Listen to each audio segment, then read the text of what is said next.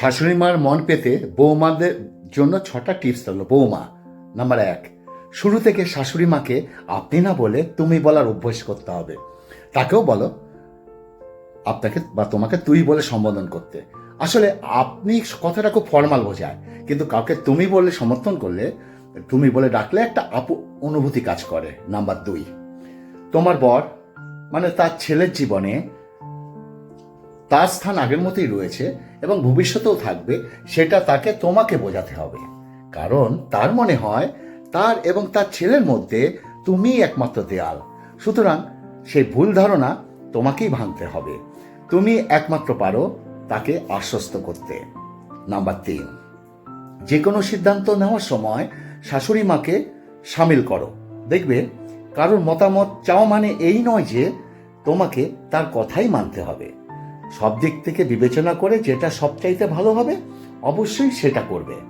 কিন্তু কারোর মতামত চাওয়ার বা তার সঙ্গে আলোচনা করা মানে সে যে একজন গুরুত্বপূর্ণ ব্যক্তি, তার যে মতামত দেওয়ার অধিকার আছে সেটা বোঝানো এবং তাকে সম্মান করা। নাম্বার 4, একটা কথা মনে রাখো, বিয়ের পর শ্বশুরবাড়ি জেলখানা মনে হলো বিবাহিত মেয়েদের বাপের বাড়িও কিন্তু তেমন কোনো অধিকার থাকে না। সাধারণত অতিথি হয়েই কিন্তু সেখানে যেতে হয়। এই শ্বশুরবাড়িতেই নিজের পরিবারকে নিজের ফ্যামিলি বলে মানতে পারলে তোমারই লাভ। তো শাশুড়ি যতই খিটখিটি করুক, সেই বাড়িতে যে তোমার পূর্ণ অধিকার রয়েছে সেটা তিনি কখনোই অস্বীকার করতে পারবেন না। তাই যারা বুদ্ধিমতী তারা শাশুড়ি বা বাড়ির অন্যান্যদের সাথে বন্ধুত্ব স্থাপন করে নিজের জায়গাটা পাকা করে দেয়।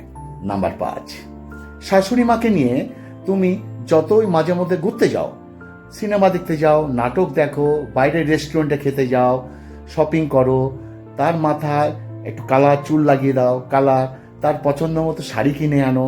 মোট কথা তুমি যতটা তাকে এটা অনুভব করাবে যে তুমি শুধু তার বৌমা নয় কন্যা সম, তখন সে তোমার উপর ভরসা করতে পারবে। বন্ধুরা, ভালোবাসা দিয়ে একটা পাথরকেও কিন্তু গলানো যায়। নাম্বার 6, কথায় কথায় নিজের স্বামীকে তোমাদের মাঝে টেনে আনবে না। একটা কথা মনে রাখবে, তুমি এবং তোমার মায়ের মধ্যে যে মনোমালিন্য হলে তুমি কি এর মধ্যে তোমার বরকে টেনে আনেন না তো, বা এনো না তো? কিন্তু এই ক্ষেত্রে ব্যতিক্রম করবে না। তুমি নিজে সরাসরি তার সাথে মান অভিমান অভিযোগ সব ভাগ করো।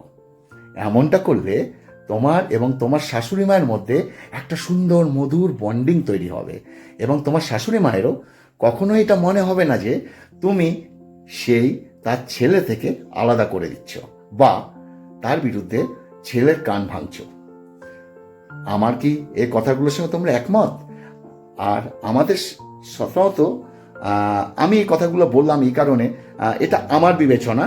আর সত্যি কথা, যদি আমার এই ভিডিওগুলো ভালো লাগে, আমার এই হাট বাজার থেকে পেজটি ফলো করো। আর আমার একটা ইউটিউব চ্যানেল আছে, ইউটিউব চ্যানেল লিঙ্কটা আমি দিচ্ছি। আর ভালো লাগে যদি, আমার এই কথাগুলো যদি ভালো লাগে, সোশ্যাল মিডিয়ার মাধ্যমে, ফেসবুকের মাধ্যমে অন্যের কাছে একটু পৌঁছে দিও, প্লিজ প্লিজ প্লিজ।